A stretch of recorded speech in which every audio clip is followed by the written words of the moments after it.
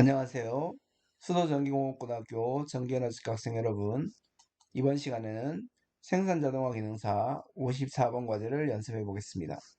먼저 3D 부품을 작성해 보겠습니다. 파일에 새로 만들기를 클릭하고 템플릿 코 KR 매트릭에서 스탠다드 밀리미터 IPT를 선택하고 작성을 클릭합니다.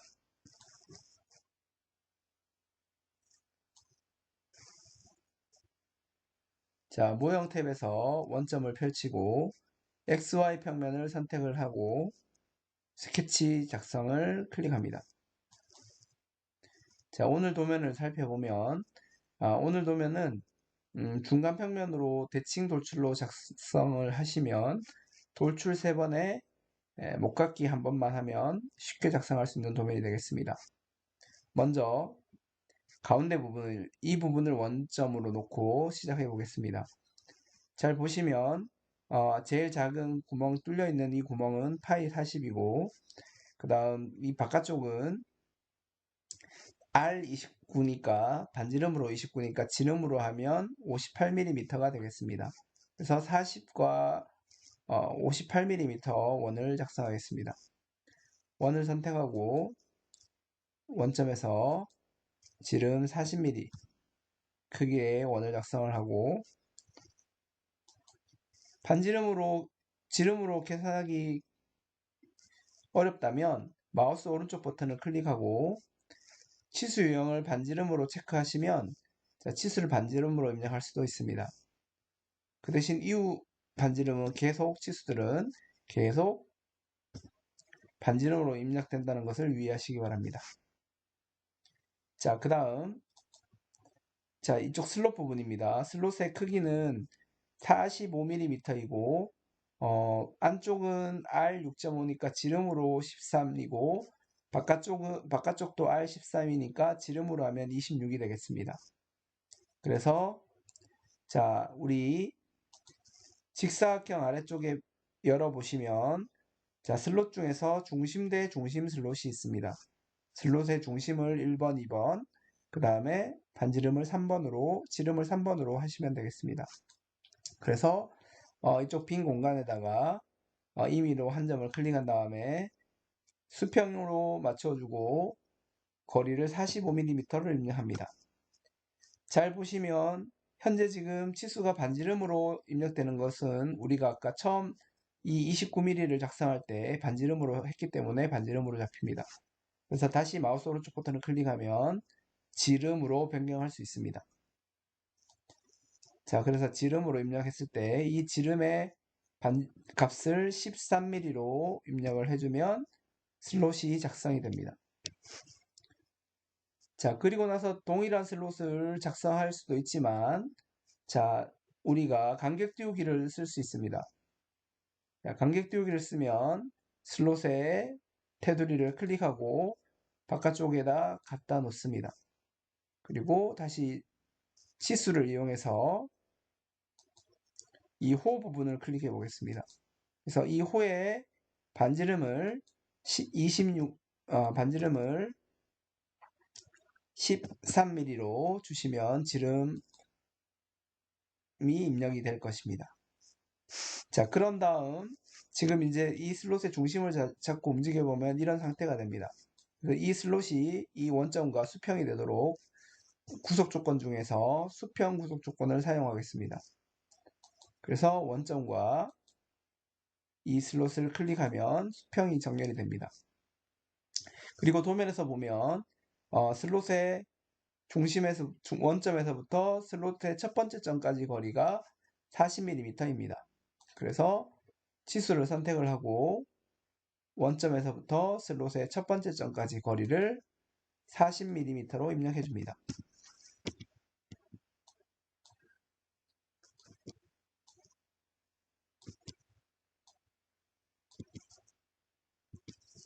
자, 그런 다음 이제 이쪽 치수를 보면 R25mm로 목깎이 되어 있는 것을 확인할 수 있습니다. 그래서 이 부분을 우리가 이제 2D에서 목깎이가 바로 적용되지 않습니다. 목깎이 반지름 25로 주고 이 부분과 이 부분 클릭해도 목깎이 연결되어 있지 않기 때문에 목깎이가 되지 않습니다. 그래서 원으로 반지름이 25이므로 지름으로 하면 50mm가 되겠습니다. 50mm 원을 위와 아래쪽에다가 각각 작성해주고 자, 접선 구속으로 이제 원을 접선시키겠습니다. 자, 접선 구속 조건을 선택을 하고 자, 원과 원을 접선시킵니다. 그리고 원과 원을 접선시킵니다. 자, 다음에서 주의해야 될 것은 자, 접선을 시키는 위치인데 자, 접선을 이 원을 접선시킬 때 이 직선에 접선시킬 수도 있고 이 호에 접선시킬 수도 있습니다. 어디에 접선시키냐에 따라서 모양이 좀 달라지는데 한번 보겠습니다. 먼저 직선에 해보겠습니다. 직선에 접선을 시키고 자 이제 자르기로 잘라 보겠습니다. 자르기를 선택하고 원을 가져다 대면 자르기가 되지 않습니다. 바로 왜 그러냐면 이 부분을 잘 확대해 보면 자 중간이 이렇게 접선이 직선에 정확하게 붙지 않아서 그렇습니다. 자 그런 경우에는 연장을 통해서 이 직선을 연장해서 이 원에 접선되도록 이렇게 연장시켜 주시면 좋겠습니다.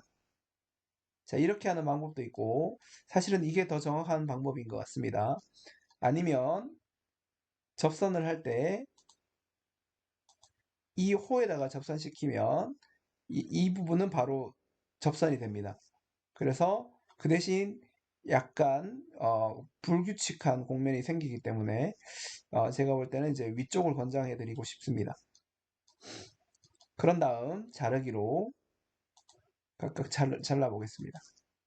자르고 위쪽을 잘라보면 자 그리고 반지름 확대해 보면 이쪽은 좀 매끈하게 된 반면 반대쪽은 약간 이렇게 굴곡이 지인 것을 확인할 수 있습니다. 자, 자르기로 안쪽도 마찬가지로 모두 자르기 하겠습니다.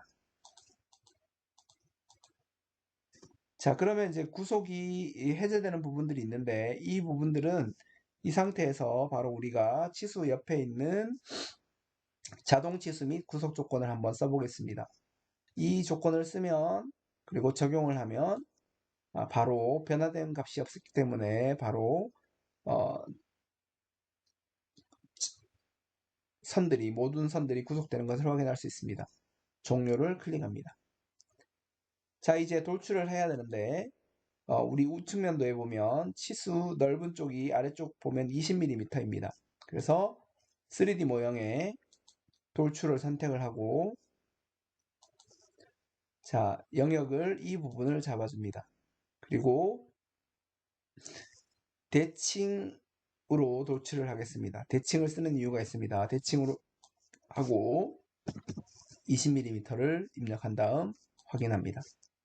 자, 홈뷰를 한번 눌러봐서 우리 등각투상도 하고 동일한 모양으로 잡혀지기 때문에 홈뷰 설정은 마우스 오른쪽 버튼을 눌러서 홈뷰 설정은 따로 할 필요가 없겠습니다.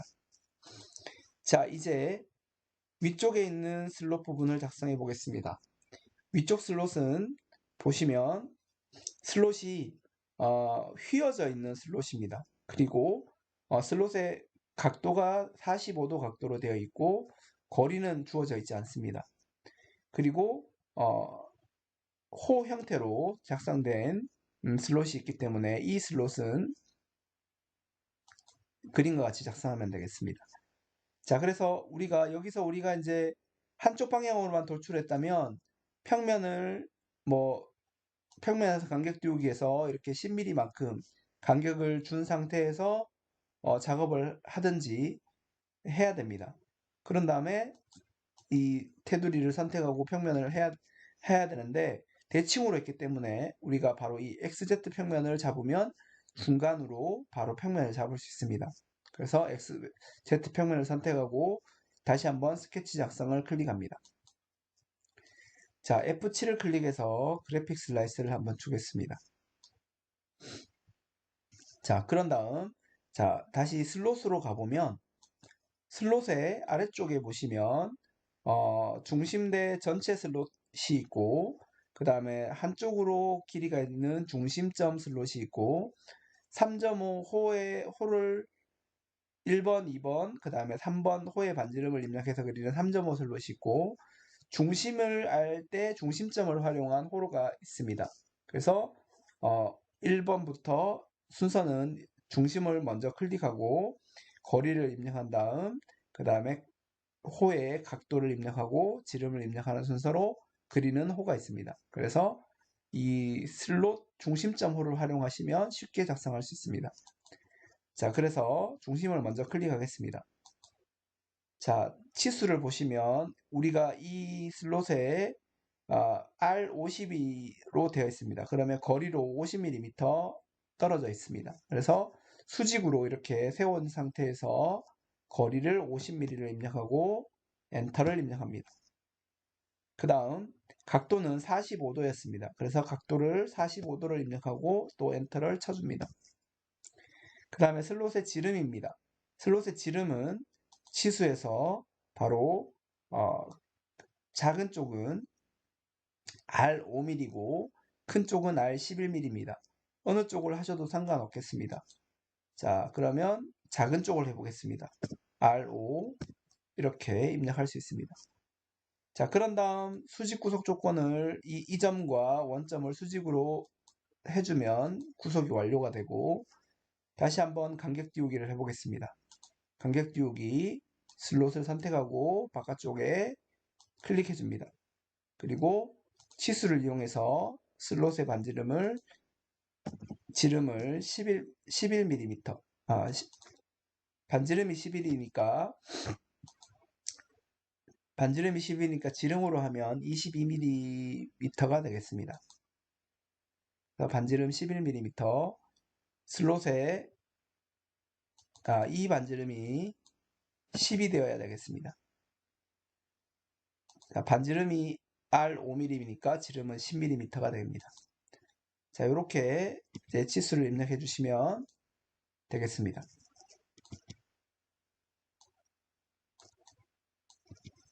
자, 그런 다음, 자, 3D 모형에서 돌출을 선택합니다. 자, 영역을 도너츠 형태로 된 이 부분을 선택을 해주고, 마찬가지로 대칭 돌출을 해줍니다. 자, 치수를 보시면 이 위쪽이니까 15mm 크기입니다. 대칭으로 주고, 거리를 15mm로 입력한 다음 확인합니다. 자, 그러면 그림과 같은 형태로 작성된 것을 확인할 수 있습니다. 자, 다시 가운데 부분입니다. 가운데 이제 10mm만큼 보강대 형태로 되어 있습니다. 그래서 받침대 형태로 된 부분인데 마찬가지 XY 평면에 선택을 하고 스케치 작성을 클릭하겠습니다. 자, 그리고 앞쪽을 F7번을 눌러서 그래픽 슬라이스 처리하겠습니다. 자, 그리고 치수를 보시면 이 오른쪽, 왼쪽은 원 형태로 되어 있고 지름 10mm, 반지름 10mm 원으로 지름으로 하면 20mm 원으로 접선시킨 것이 되겠고 오른쪽은 직선으로 접선시킨 것이 되겠습니다. 그래서 원으로 지름으로 했을 때 지름으로 하면 20mm가 되겠습니다. 20mm 원을 작성하고 접선 구속 조건을 활용해서 자, 이 호 부분과 원 부분을 접선시켜 줍니다. 그리고 나서 자르기로 이 부분을 잘라주면 되겠습니다. 그 다음 직선 부분으로 이렇게 길게 직선을 그린 다음 마찬가지로 접선 구속 조건으로 이쪽 부분에 아마 접선될 것 같습니다. 접선하고 이쪽 부분에 접선을 해주면 선이 접선되었습니다. 자르기로 이쪽과 아래쪽을 잘라주고 자, 3D 모형에 가서 돌출을 하려면 돌출이 되지 않습니다. 왜 그러냐 하면 바로 이 부분들이 지금 선들이 자, 이쪽은 초록색으로 선이 투영되어 있고 투영되어 있지만 이쪽은 경계가 투영되지 않았습니다. 자, 그래서 우리가 형상 투영을 해줘야 되는데 하나하나씩 선택하기보다는 이럴 때는 스케치 탭에서 형상 투영 아래에 있는 절단 모서리 투영을 사용하시면 이 선들이 모두 투영이 됩니다. 자, 이렇게 투영된 상태에서 3D 모형의 돌출을 선택합니다. 그리고 나서 영역을 F7로 그래픽 슬라이스에 살려보겠습니다. 이런 상태가 됩니다. 초록색으로 영역들이 모두 투영된 것을 확인하실 수 있습니다. 자, 그런 다음 3D 모형의 돌출을 선택을 하고 이 안쪽 영역을 잡아줍니다. 마찬가지로 대칭으로 돌출을 해줄 것이고 돌출의 폭은 10mm가 되겠습니다. 그리고 확인을 클릭하면 모형이 완성되었습니다. 자, 이제 마지막으로 주서를 보겠습니다. 주서에 보면 도치되고 지시 없는 라운드 1mm입니다. 그래서 바로 이 지금 보광대 아래쪽 부분은 앞쪽과 이 뒤쪽이 목깎이 1mm로 처리되어 있는 것을 확인하실 수 있습니다. 그래서 목깎이를 선택을 하시고 3D 모형에서 목깎이를 선택하시고 반지름을 1mm로 변경해주고 바로 이 부분. 자, 곡선이기 때문에 한 개체로 바로 선택이 됩니다. 그렇지만 이 영역들이 지금 이렇게 목깎이 된 부분이 하나, 둘, 셋, 네 영역으로 나누어져 있는 것을 한 선으로 선택할 수 있는 것입니다. 그리고 뷰 큐브를 살짝 회전해서 반대쪽도 돌리면 이 곡면을 1mm로 목깎이 해주고 확인해 주시면 되겠습니다. 자, 그러면 모든 도면이 작성이 완료되었습니다. 자, 이제 부품을 저장해 보겠습니다. 파일에 다른 이름으로 저장을 클릭하시고 54번 과제 3D 부품이라고 저장하겠습니다. 여러분들은 뭐 다른 이름으로 저장하셔도 상관없겠습니다.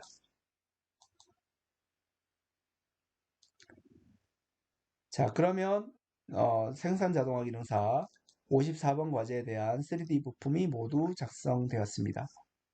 수고하셨습니다.